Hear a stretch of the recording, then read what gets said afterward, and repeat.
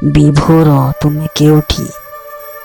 ଏ ଲୋକ ଗୁଡ଼ାକ ମୋତେ ଚାଲି ଦେବାକୁ ଉଦ୍ୟମ କରୁଛନ୍ତି। ସେମାନେ ମୋ ଦେହରେ ପେଟ୍ରୋଲ ଢାଳି ସାରିଲେଣି। ହେଇ ଦିଆସିଲି କାଠି ଜାଳିଲେଣି।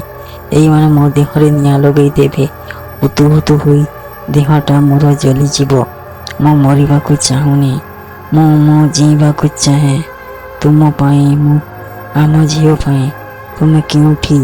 ପ୍ଲିଜ୍ ମୋତେ ବଞ୍ଚାଅ। ଆରେ ଏ ଶୈତାନ ମାନେ କାହିଁକି ମୋତେ ଜଙ୍ଗଲକୁ ଟାଣି ଆଣି ଜାଲି ଦେବାକୁ ଚାହୁଁଛ? ମୁଁ ତୁମର କ'ଣ ଦୋଷ କରିଥିଲି?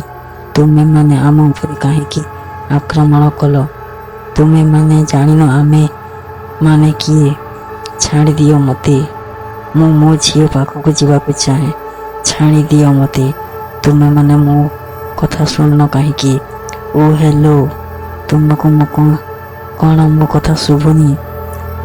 ହେଇ ଦେହଟା ମୋର ହୁତୁ ହୁତୁ ଜଳିବାକୁ ଆରମ୍ଭ କଲାଣି। ହେଲେ ମୋତେ କଷ୍ଟ ହେଉନି କାହିଁକି? ତା ମାନେ ମୁଁ କ'ଣ ମରିସାରିଛି? ମୋ ଶରୀର ଆତ୍ମମୁକ୍ତ ହୋଇସାରିଛି। ମୁଁ ବିଭାବରୀ ମହାନ୍ତି।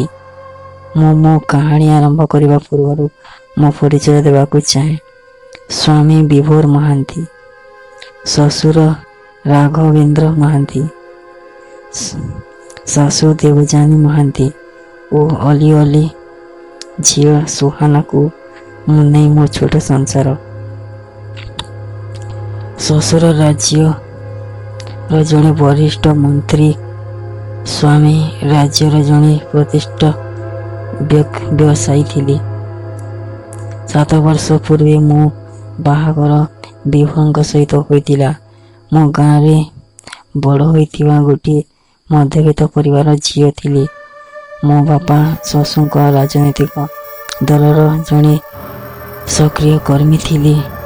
7 ବର୍ଷ ପୂର୍ବେ ଶ୍ୱଶୁର ତାଙ୍କ ଜନ୍ମଦିନରେ ତାଙ୍କ ସମସ୍ତ ଏକାନ୍ତ ଅନୁଗତ କର୍ମୀଙ୍କୁ ସପରିବାର ନିମନ୍ତ୍ରଣ କରିଥିଲେ ପାର୍ଟିକୁ। ମୁଁ ମଧ୍ୟ ବାପା ମାଆଙ୍କ ସହିତ ତାଙ୍କ ଘରକୁ ଯାଇଥିଲି। ଜାଣିନି ତାଙ୍କ ସହିତ ମୋର ସାକ୍ଷାତ ଅଭିଶାପ ଥିଲା ନା ଆଶୀର୍ବାଦ ଥିଲା।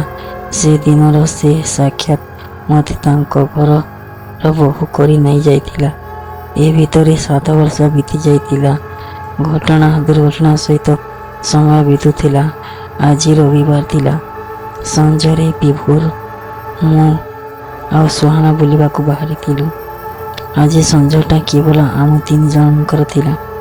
ସେଥିପାଇଁ ଡ୍ରାଇଭରକୁ ଛୁଟି ଦେଇ ବିଭୋର ନିଜେ ଗାଡ଼ି ଚଲାଇ ଆମକୁ ବୁଲାଇବାକୁ ନେଉଥିଲି। ମୁଁ ବହୁତ ଖୁସି ଥିଲି। ହେଲେ ଏସବୁ କ'ଣ ହୋଇଗଲା? ରାସ୍ତାରେ ଯାଉଥିଲା ବେଳେ 4 ଜଣ ବ୍ୟକ୍ତି 2ଟି ବାଇକ୍ରେ ଆସି ଆମକୁ ଅଟକାଇଲେ। ରାସ୍ତା ସୁନସାନ ଥିଲା। ସବୁକିଛି ଅସ୍ପଷ୍ଟ ଦିଶୁଥିଲା। ଝାପ୍ସା ଅନ୍ଧାରରେ 4ଟି କଳା ଛାୟାକୁ ଦେଖୁଥିଲି, ଯେଉଁମାନେ ଅବାଧ ମସ୍ତକ କଳା ପୋଷାକ ପିନ୍ଧିଥିଲେ। ସୁହାନା ସେମାନଙ୍କୁ ଦେଖି ଡରିଯାଇ ମୋତେ କୁଣ୍ଡାଇ ଧରିଥିଲା। ଛାତିର ହୃଦୟସ୍ପନ୍ଦନ ଅଚାନକ ବଢ଼ିଗଲା। ବହୁତ ଡର ଲାଗିଲା। ହୁଏତ ଆମ ସହିତ ବଡ଼ କୌଣସି ଦୁର୍ଘଟଣା ଘଟିବାକୁ ଯାଉଛି।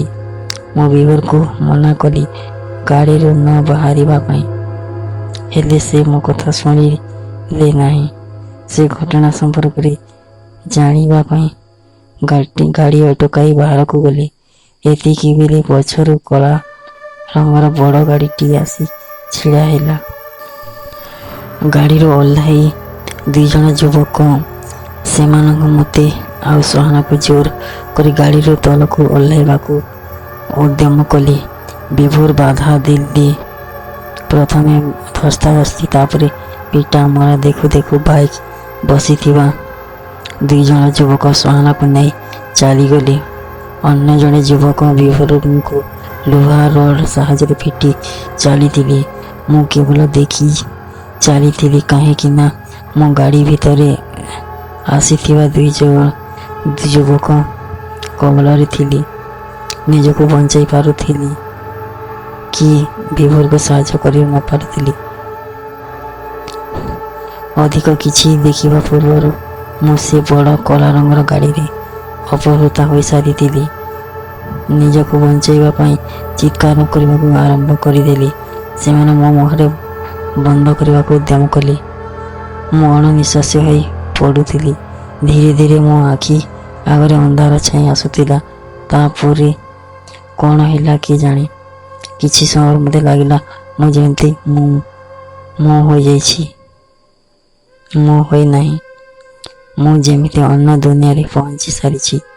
ଆଖପାଖକୁ ଚାହିଁ ଦେଖିଲି ଅନ୍ଧାରରେ ଝାପ୍ସା ଦିଶୁଥିଲା। ହଠାତ୍ ଦେଖିଲି ସେ ଲୋକ ଗୁଡ଼ାକ ଜଣେ ସ୍ତ୍ରୀ ଲୋକକୁ ଗାଡ଼ିରୁ ଖୋଲି ତଳେ ରଖିଲେ। ଜଣେ ଗାଡ଼ିରୁ ପେଟ୍ରୋଲ ଖୋଲିଲା ଆଉ ଜଣେ ସିଗାରେଟ ଖୋଲି ସେଥିରେ ନିଆଁ ଲଗାଇଲା। ଆରେ କାହାକୁ ଜାଳିବାକୁ ଆଣିଛ? ମୁଁ ସେମାନଙ୍କ ଉଦ୍ଦେଶ୍ୟ ପ୍ରଶ୍ନ କରି ପାଖକୁ ଗଲି ଘଟଣା ସମ୍ପର୍କରେ ଜାଣିବା ପାଇଁ। ହେଲେ ଏ କ'ଣ? ସେମାନେ ମୋତେ ଜାଳିବାକୁ ଉଦ୍ୟମ କରିଛନ୍ତି। ମୁଁ ସେମାନଙ୍କୁ ଅଟକାଇବାକୁ ଚେଷ୍ଟା କଲି, ମାତ୍ର ବିଫଳ ହେଲି। ସେମାନଙ୍କୁ ସ୍ପର୍ଶ କରିବାକୁ ଚେଷ୍ଟା କରି ବିଫଳ ହେଲି। କାହିଁକି କେଜାଣି ମୁଁ ସେମାନଙ୍କୁ ଛୁଇଁ ପାରୁନଥିଲି। ବିଭୋରଙ୍କୁ ଚିତ୍କାର କରି ଡାକିଲି, ବିଭୋର ତୁମେ କେଉଁଠି? ଏ ଲୋକ ଗୁଡ଼ାକ ମୋତେ ଜାଳି ଦେବାକୁ ଉଦ୍ୟମ କରୁଛନ୍ତି। ପ୍ଲିଜ୍ ମୋତେ ବଞ୍ଚାଅ। ହେଲେ କେଜାଣି ସେ କେଉଁଠି ଥିଲେ? ମୋ ଆଖି ଆଗରେ ମୋ ରକ୍ତ ମାଂସର ଶରୀରଟା ହୁତୁ ହୁତୁ ଜଳିଗଲା। ବୁଝିପାରୁନଥିଲି ଦେହଟା ମୋର ଜଳୁଥିଲା, ହେଲେ ମୋତେ କଷ୍ଟ କାହିଁକି ହେଉନଥିଲା। ଏମିତି ବେଳେବେଳେ କିଛି କଥା ମୋ କାନରେ ପଡ଼ିଲା। ଜଣେ ଅନ୍ୟ ଜଣକୁ କହୁଥିଲା, ଆଉ କିଛି ସମୟ ପରେ ଯଦି ପାଉଁଶରେ ପରିଣତ ହେବ, ଚାଲ ଏଠୁ ଚାଲିଯିବା। ଯଦି ନିଆଁ ଦେଖି କେହି ଚାଲି ଆସିବ, ସବୁ ଗଡ଼ବଡ଼ ହୋଇଯିବ। ଚମକି ପଡ଼ିଲି। ତେବେ ମୁଁ କ'ଣ ମରିସାରିଛି? ମୋ ନିର୍ଜୀବ ଦେହଟା ଜଳୁଛି ଆଉ ତାକୁ ଜଳିବାର ଦେଖୁଛି। ଓ ବୁଝିପାରିଲି, ଗାଡ଼ିରେ ଆସୁଥିବା ବେଳେ ମୁଁ ମରିଯାଇଥିଲି। ହଁ, ସେମାନେ ମୋତେ ମାରିଦେଲେ। ଏବେ ମୁଁ ହୋଇନାହିଁ। ମୁଁ ଗୋଟେ ଅତୃପ୍ତ ଆତ୍ମା ପାଲଟି ଯାଇଛି। ହେଲେ କାହିଁକି ସେମାନେ ମୋତେ ମାରିଦେଲେ? ବିଭୋର ଏବେ କେଉଁଠି? ମୋ ସୁହାନା କୁଆଡ଼େ ଗଲା? କିଏ ମୋର ହତ୍ୟାକାରୀ?